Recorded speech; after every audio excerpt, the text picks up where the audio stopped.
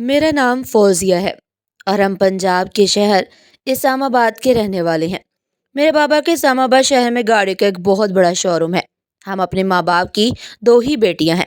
हमारे घर में किसी चीज़ की कमी नहीं थी, मगर हमारे बाबा हम दोनों बेटियों को नापसंद करते थे।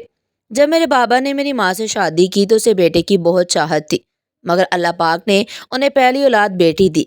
शादी के 2 साल बाद जब मेरी माँ दोबारा उम्मीद से हुई तो मेरे बाबा को यकीन था कि इस दफ़ा बेटा ही होगा, मगर इस दफ़ा भी उन्हें मायूसी का सामना करना पड़ा, क्योंकि मेरी माँ ने इस दफ़ा भी बेटी को जन्म दिया। मेरी छोटी बहन के पैदा होते ही मेरे बाबा ने दूसरी शादी की रट लगा दी कि अब मैं बेटे के लिए दूसरी शादी करके ही रहूँगा।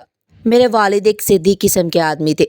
वो हर हालत में दूसरी शादी कर लेते अगर मेरे दादा अबू ने अपनी जायदाद से उन्हें बेदखल करने की धमकी न दी होती तो। मेरी अम्मी, जो कि दादा अबू की सगी बहन की बेटी थी और सबसे बढ़कर दादा अबू की बहुत लाडली, वो भी मेरे बाबा की दूसरी शादी को नहीं रोक सकती थी। तभी दादा अबू ने अपने बेटे को दूसरी शादी से रोक दिया। फिर अल्लाह ताला की ऐसी करनी हुई कि हम दोनों बहनों के बाद वालदैन की कोई औलाद नहीं हुई। बस उसी दिन से मेरे वालिद हम दोनों बहनों से नफरत करने लगे। वक्त ऐसे ही गुजरता गया और मैं 16 साल की हो गई। मैंने मैट्रिक बड़े अच्छे नंबरों से पास किया। मुझे पढ़ने का बहुत शौक था और मैं डॉक्टर बनना चाहती थी, मगर मेरे बाबा चाहते थे कि हम दोनों बहनों की जल्दी से शादी हो जाए। वो तो मेरी शादी बहुत पहले ही करवाना चाहते थे। ये बात मेरी माँ ने नहीं मानी और शोर मचाया कि लड़की को कम से कम 17-18 साल की उम्र तक तालीम मुकम्मल करने दी जाए। मेरी छोटी बहन 14 साल की थी। मेरे बाबा कहते थे बस तुम्हारी शादी इसी साल होगी और अगले साल मैं तुम्हारी बहन को भी रुखसत कर दूंगा। हमारी पढ़ाई हो या हमारे लिए कोई चीज़ लेनी हो, हमारे सारे काम हमारी माँ ही करती थी।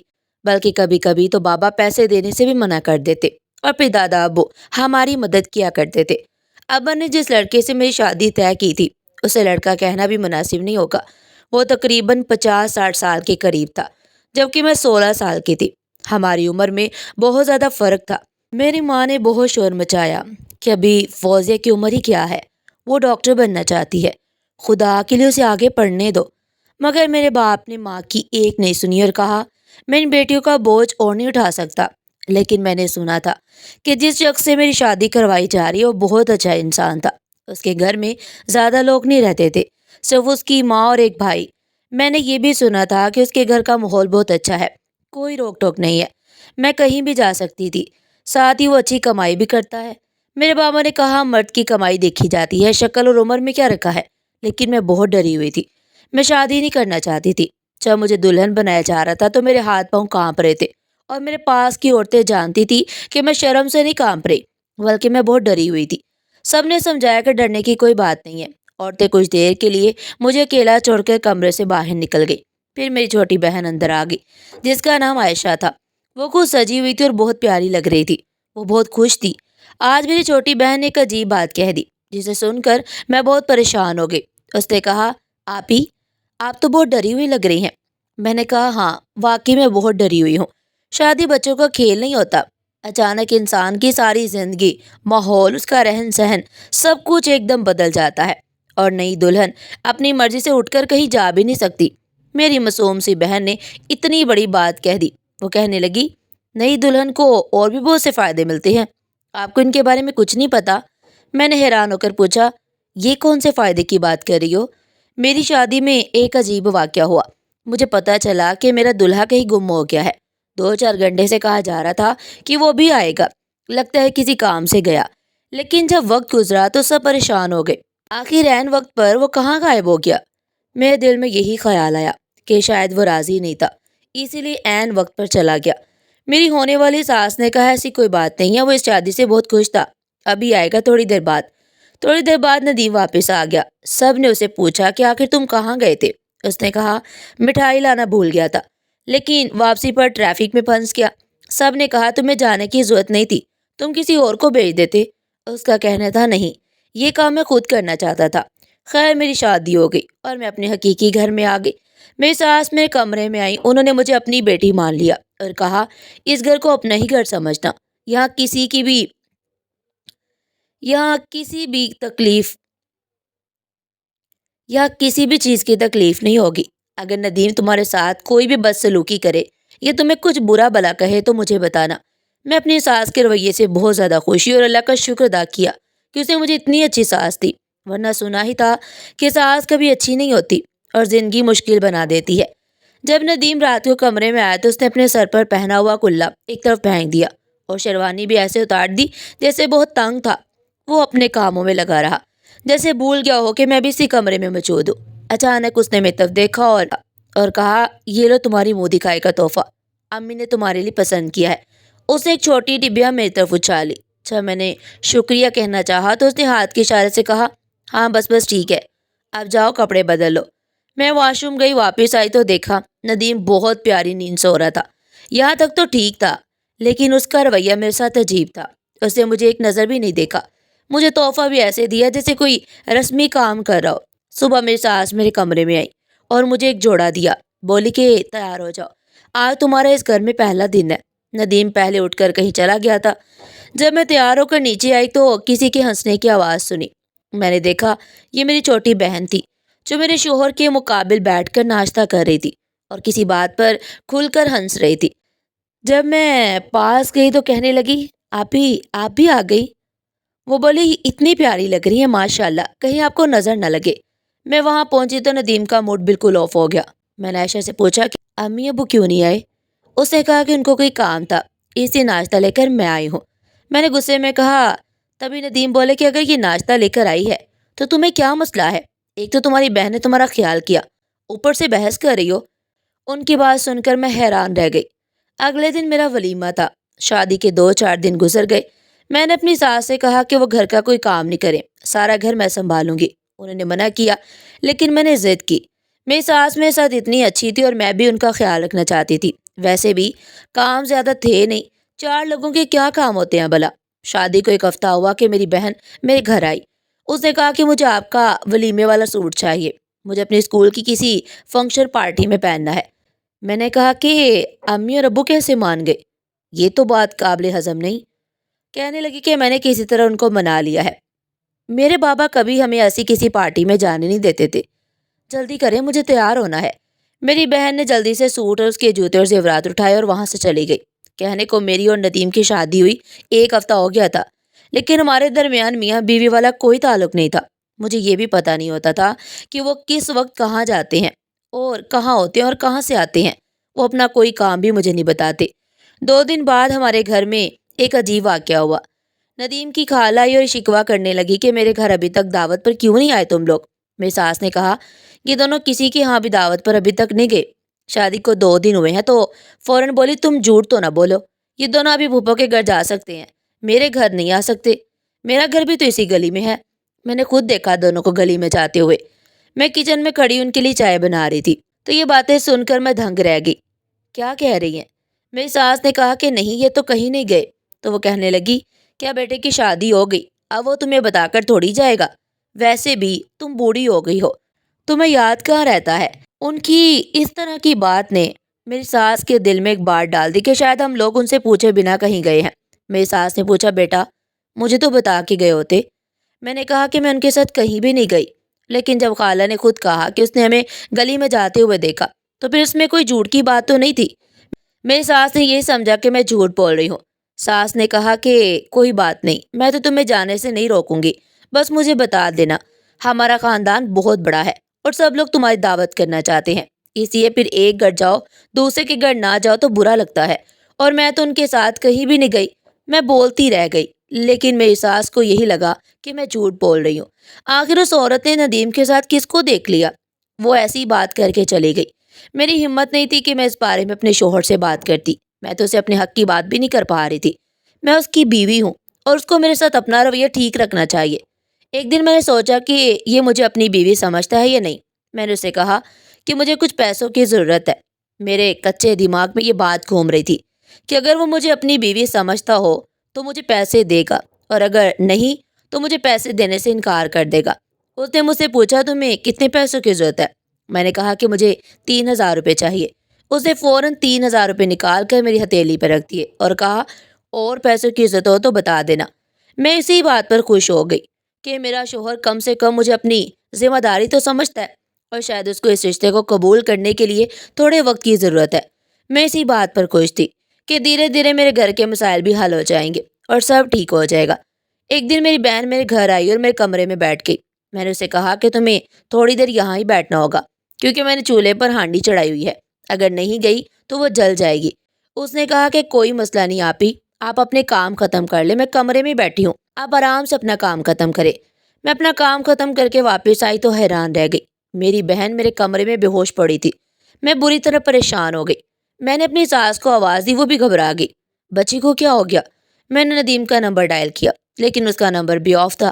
اتنے میں میرا چھوٹا دیور آ گیا۔ میں نے اپنی بہن کو ڈاکٹر کے پاس لے گئی۔ امی ابو بھی وہاں آ گئے۔ ڈاکٹر نے کہا کہ کوئی مسئلہ نہیں ہے، شاید ان کو ویکنس ہے، اس عمر میں ایسا ہوتا ہے۔ میں نے عائشہ سے پوچھا کہ تمہیں کیا ہوا تھا؟ اس نے کہا کہ مجھے چکر آ گئے تھے، پر آج وہ مجھ سے نظر نہیں ملا پا رہی تھی۔ اس کی آنکھوں میں ایک عجیب سا ڈر تھا، وہ بہت تھکی ہوئی تھی اور پریشان لگ رہی تھی۔ میں نے اسے ایک طرف لے جا کر پوچھا کہ گھر میں سب ٹھیک ہے نا؟ امی ابو تو نہیں لڑے؟ تو کہنے لگی کہ نہیں، امی ابو نے لڑنا چھوڑ دیا ہے۔ خیر وہ امی ابو کے ساتھ گھر چلے گئی۔ میں نے شام کو اس کی صحت پوچھنے کے لیے کال کی تو اس نے مجھ سے بات کرنے سے منع کر دیا۔ امی نے کہا کہ وہ کسی سے بات نہیں کرنا چاہتی، ویسے بھی اس کی طبیعت ٹھیک ہے۔ میں نے کہا ٹھیک ہے، اس کو زیادہ تنگ نہیں کریں۔ 2 دن بعد عائشہ پھر سے میرے گھر آئی۔ میں نے اسے باہر ہال میں بیٹھنے کو کہا۔ میری ساس نے مجھے اپنے کمرے میں بلایا۔ میں ان کی بات سننے لگی۔ جب واپس آئی تو عائشہ ہال میں نہیں تھی۔ میں نے اسے آواز دی اور تلاش کرنے لگی۔ وہ تو میرے کمرے میں تھی اور بے ہوش پڑی تھی۔ میں فوراً اس کی طرف بڑھی اور اسے ڈاکٹر کے پاس لے گئی۔ سب پریشان تھے۔ میں حیران و پریشان تھی کہ آخر وہ ہر دفعہ میرے گھر آ کر ہی بے ہوش کیوں ہو جاتی ہے۔ میں نے عائشہ سے بات کرنے کی کوشش کی لیکن وہ مجھ سے بات نہیں کر رہی تھی۔ اگر اسے مجھ سے بات ہی نہیں کرنی تھی تو میرے گھر کیوں آتی تھی؟ یہ بات مجھے اندر ہی اندر کھائے جا رہی تھی۔ ایک دن میں چھت پر تھی کہ میں نے گلی میں جھانکا تو عائشہ آ رہی تھی۔ میں جلدی سے نیچے سے اپنی ساس کو آواز دی کہ عائشہ آ رہی ہے، تو اگر میرا پوچھے تو کہیے گا کہ میں بازار گئی ہوں۔ تھوڑی دیر بعد عائشہ میرے کمرے میں آئی اور اچانک وہاں کچھ ایسا ہوا کہ میرے تو رونگٹے کھڑے ہو گئے۔ وہ رو رہی تھی کہ اچانک میرا شوہر ندیم کمرے میں داخل ہوا۔ اس نے میری بہن کا ہاتھ پکڑا اور کہا اگر تم نے آج بھی بے ہوشی کا ڈرامہ کیا تو میں تمہیں جان سے مار ڈالوں گا، چپ چاپ میرے ساتھ چلو۔ میں حیران رہ گئی کہ یہ سب کیا ہو رہا ہے۔ وہ مزاحمت کر رہی تھی اور اس کے ساتھ جانا نہیں چاہتی تھی۔ میں اپنی بہن کو بچا سکتی تھی لیکن مجھے جاننا تھا کہ یہاں پر ہو کیا رہا ہے۔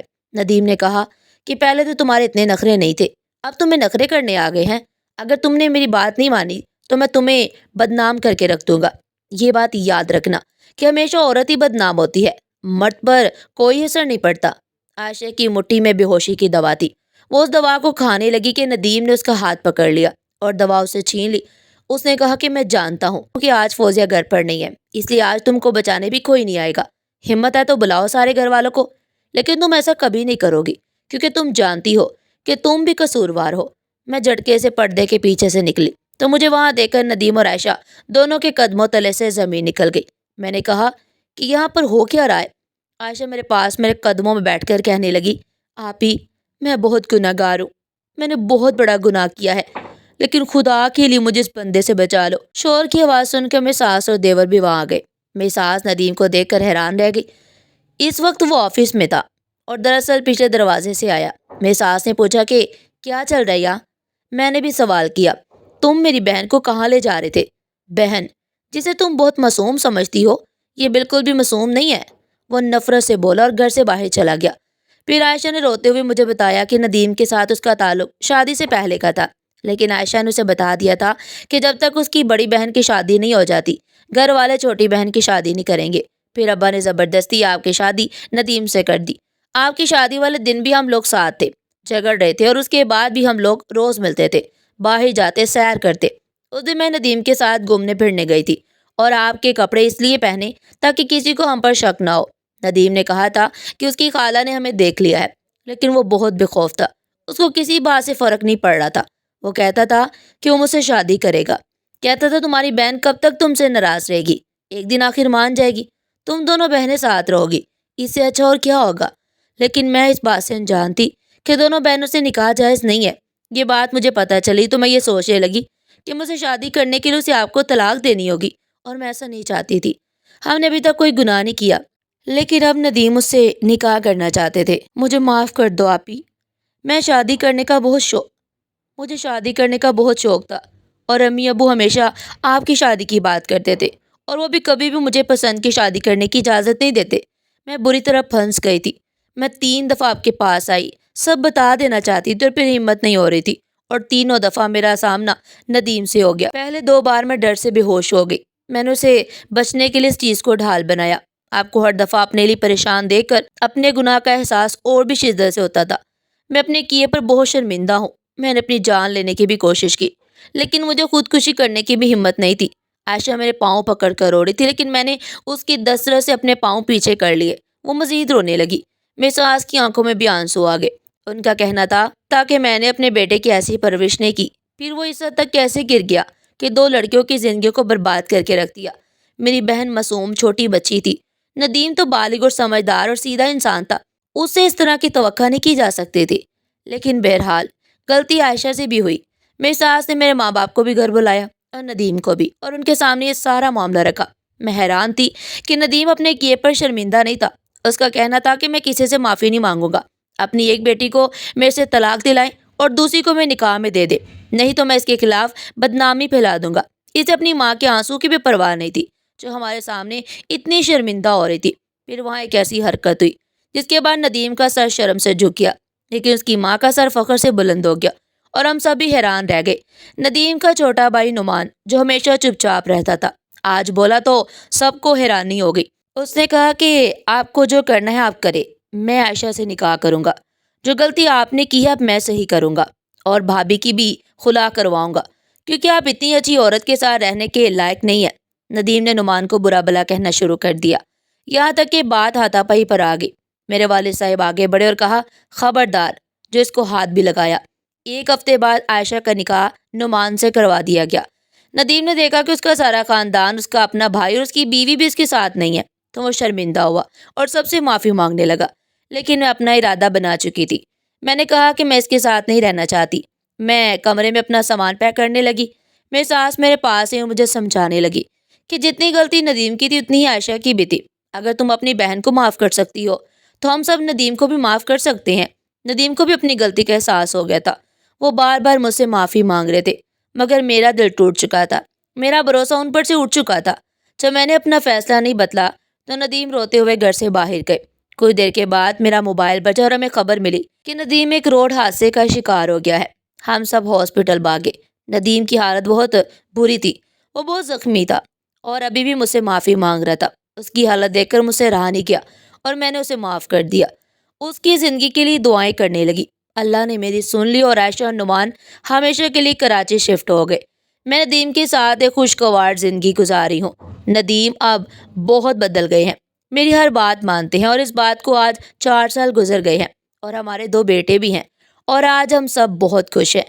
ناظرین، آپ کو ہماری آج کی کہانی کیسی لگی؟ کمنٹ سیکشن میں اپنی قیمتی رائے کا اظہار ضرور کیجیے گا۔ اس طرح کی مزید سبق آموز کہانیاں سننے کے لیے چینل کو سبسکرائب کریں، ویڈیو کو لائک کریں اور زیادہ سے زیادہ شیئر کریں۔ پھر ملتے ہیں ایک نئی اور دلچسپ کہانی کے ساتھ۔ تب تک کے لیے اپنا بہت سارا خیال رکھیے گا۔ اللہ نگہبان۔